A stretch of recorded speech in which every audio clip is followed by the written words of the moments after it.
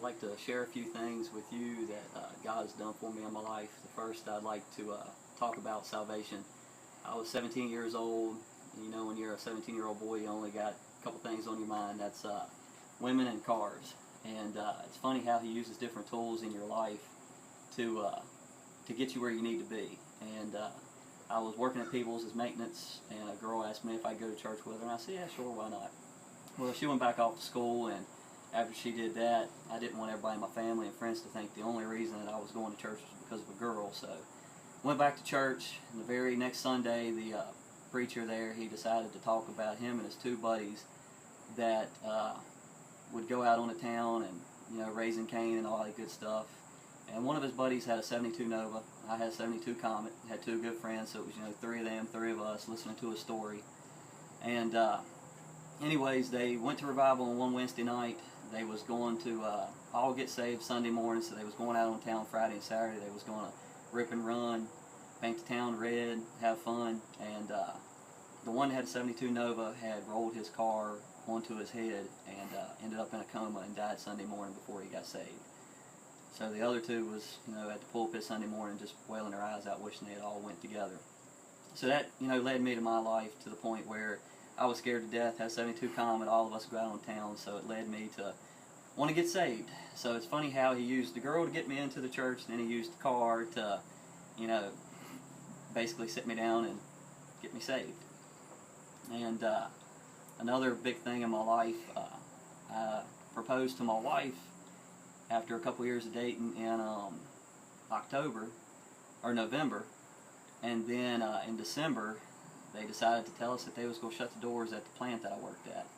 And I didn't know where that was going to lead me, and I done applied for the mill, hadn't heard nothing back yet. I was working with a young guy named Toby Allen, and he told me, he said, well, are you doing everything on your end since you're asking God to get you a job?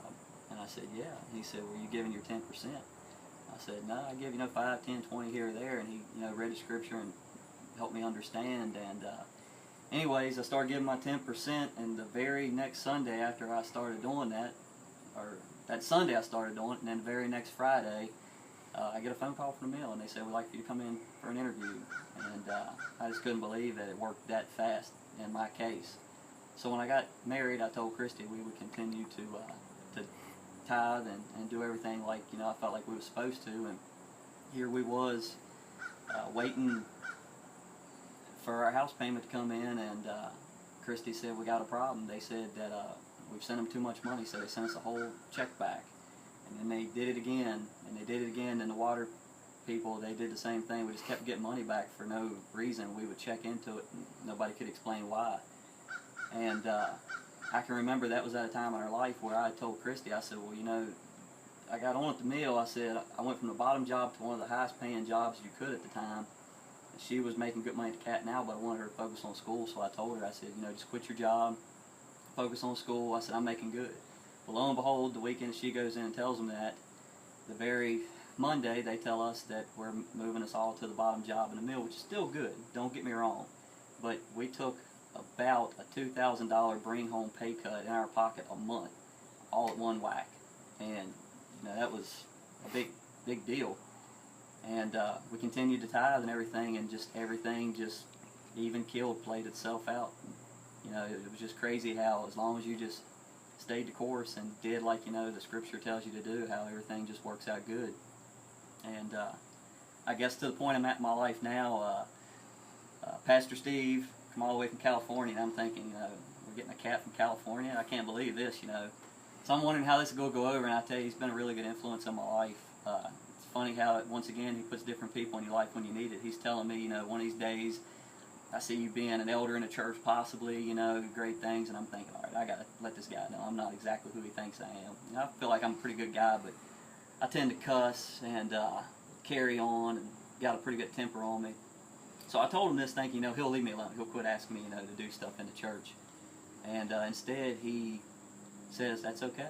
He said, you want God to take it away from you? I said, that'd be great. I said, but I've tried everything. He said, well, how about I pray over you and I anoint your mouth with oil? I said, I'll try anything. And it was crazy. He did it.